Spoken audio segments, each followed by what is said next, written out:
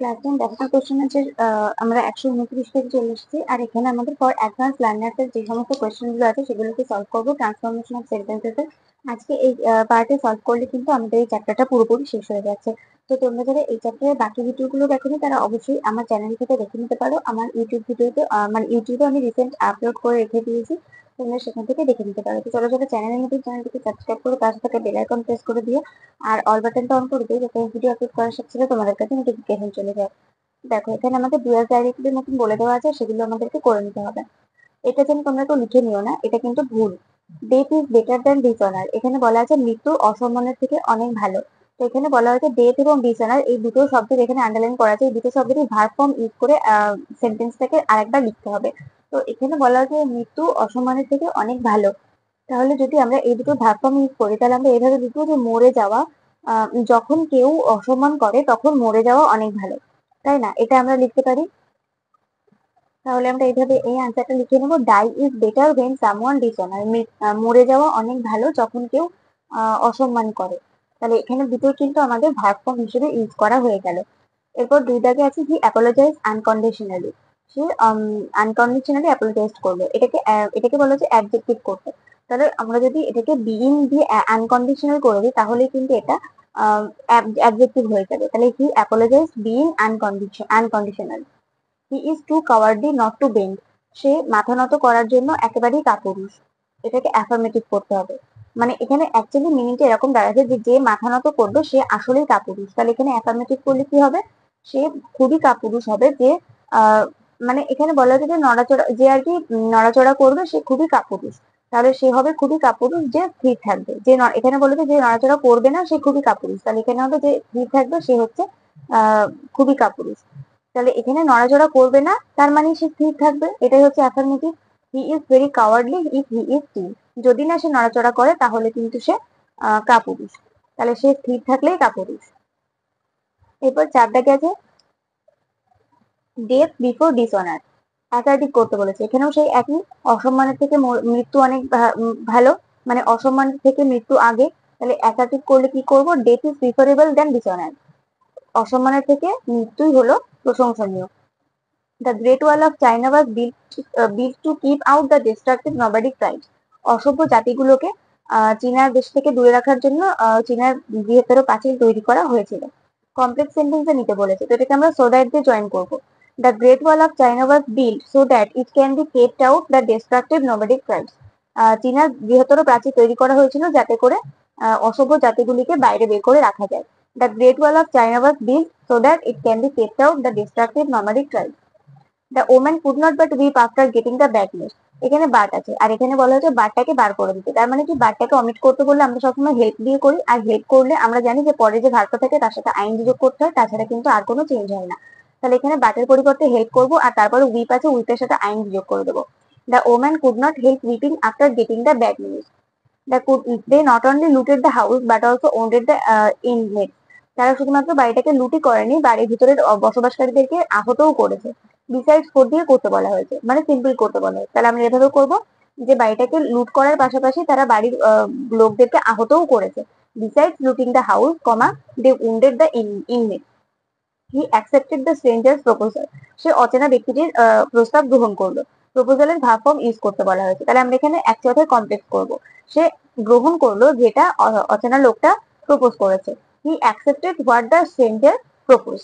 The poem is too simple to need an explanation, কবিতাটা খুবই সহজ একটা এক্সপ্লেনেশনের জন্য, মানে টু রিমুভ টু করতে বলে। তাহলে আমরা সো দ্যাট দিয়ে করবো যে কবিতাটা এত সহজ যে এটার কোনো এক্সপ্লেনেশনের দরকার নেই। The poem is so simple that it need not an explanation. A senseless man repeats his mistake, একজন অজ্ঞান মানে একজন অজ্ঞান ব্যক্তি, মানে যার কোনো বুদ্ধি নেই, একজন নির্বোধ ব্যক্তি তার ভুলগুলোকে রিপিট করে। নেগেটিভ করলে কি হবে, একজন ব্যক্তি, a man repeats his mistake, একজন মানুষ তার ভুলগুলোকে রিপিট করে। হু হ্যাজ নো সেন্স, যার কোনো সেন্সই নেই। এরকম তোমরা করতে পারো, তবে আমার মনে হয় আর এক রকম ভাবে করলে বেশি ভালো হয়। আমরা এভাবেও লিখতে পারি যে a sensible man does not repeat his mistake, একজন জ্ঞানী মানুষ কখনোই তার ভুলগুলো রিপিট করে না। এটা আমাদের অ্যাফার্মেটিভ হয়ে গেল। আর এখানে নেগেটিভ তো বলাই আছে যে একজন মানে নির্বোধ ব্যক্তি তার ভুলগুলো রিপিট করে, তাহলে নেগেটিভ হয়ে গেল।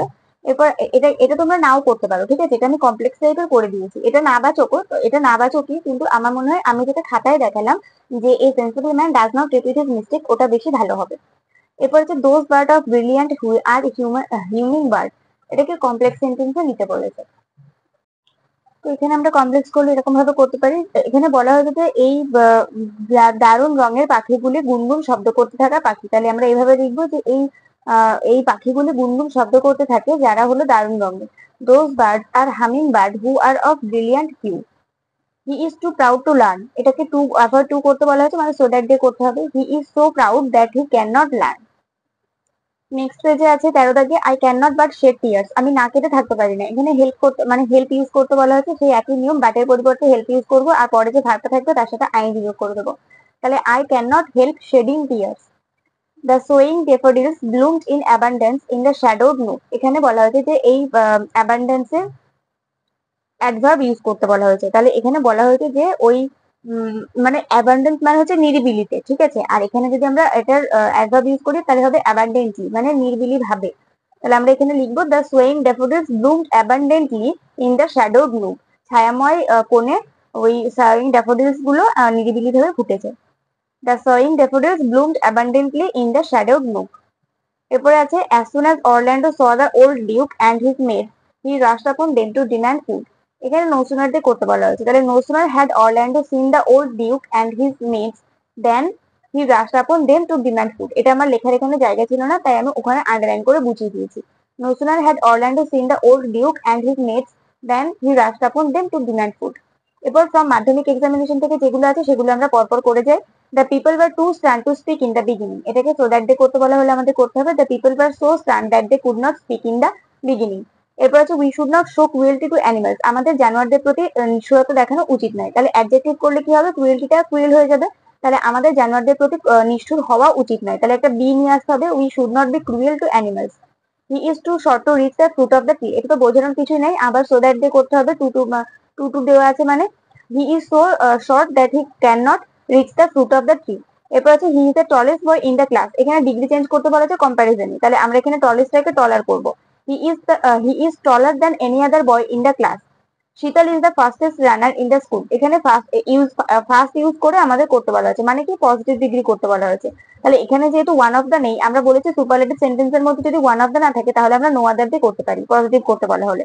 তাহলে no other runner is as fast as শীতল।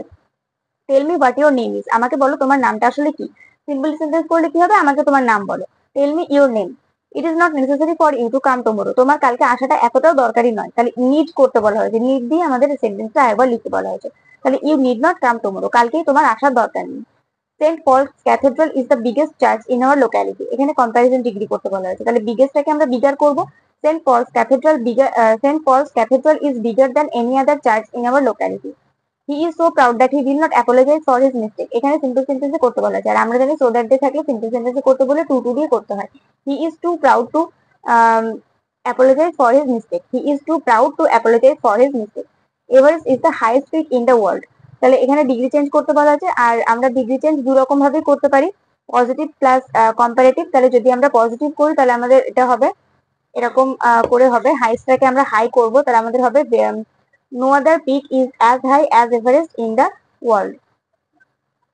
No other peak is as high as Everest in the world.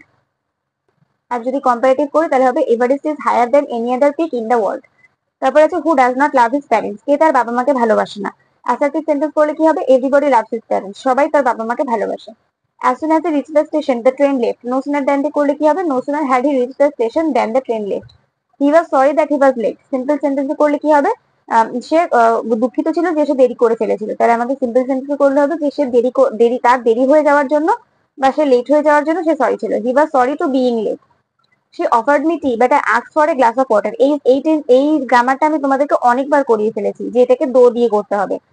কমপ্লেক্সে সিম্পলে ইনস্পাইট অফ, কমপ্লেক্সে দো, আর কম্পাউন্ডে বাট, তাহলে এখানে বাট আছে আর সেটাকে কমপ্লেক্স করতে বললে আমরা দো দিয়ে করবো। Though she offered me tea but I, বাটটা আর হবে না, though she offered me tea comma I asked for a glass of water. The horses which come from Arabia are much in demand, class 9-এও করিয়েছি, class 10-এও আর একবার করিয়েছি, এখানে from মাধ্যমিক এক্সামিনেশনে আবার একবার দেওয়া হয়েছে। তাহলে সিম্পল সেন্টেন্সে করলে কি হবে, অ্যারাবিয়ান হর্সেস করে দেবো, আরব থেকে যে হর্স গুলো এসেছে সেগুলোকে এক কথা আমরা অ্যারাবিয়ান হর্সেস বলতে পারি। Arabian horses are much in demand. এরপরে যেটা poem is too simple to need an explanation, just কিছুক্ষণ আগে আমি তোমাদেরকে এই পেজে করিয়ে আসলাম। এখানে আমরা করে আসলাম 9 দাগে। 9 দাগে ঠিক সেম কোয়েশ্চেনটাই ছিল, আর ঠিক সেম উত্তরটাই হবে, the poem is so simple that it need not an explanation. এরপর হচ্ছে হি is very old he can not walk fast. এখানেও টু টু বের করে দিয়ে আমাদের সো দ্যাট দিয়ে সরি, এখানেও আমাদের টু টু দিয়ে বাক্যটাকে জয়েন করতে বলা হয়েছে, তাহলে he is too old to walk, এটা হবে আনসার। তো এখানে আমাদের সব মাধ্যমিক এক্সামিনেশন আর ফর অ্যাডভান্স লার্নার্স এর যে সমস্ত কোয়েশ্চেন গুলো ছিল সেগুলো সলভ করলাম। তার পাশাপাশি আমাদের ট্রান্সফরমেশন অফ সেন্টেন্সেস একদম পুরো চ্যাপ্টারটাই আমরা সলভ করে ফেললাম। তোমাদের যদি এই গোটা চ্যাপ্টারটার মধ্যে কারোর এখনো পর্যন্ত কোথাও বুঝতে কোনো অসুবিধা থেকে থাকে, অবশ্যই আমাকে কমেন্টে জানিও, আমি তাকে কমেন্টের মাধ্যমে হলেও বুঝিয়ে দেবো। আর এই ভিডিওটাতে একটা করে লাইক করে দিয়ে বন্ধুদের সঙ্গে অনেক অনেক শেয়ার করে দিও। আর নেক্সট ভিডিওতে দেখা হবে, ততক্ষণ পর্যন্ত সবাই ভালো থাকো, সুস্থ থাকো, মন দিয়ে পড়াশোনা করতে থাকো।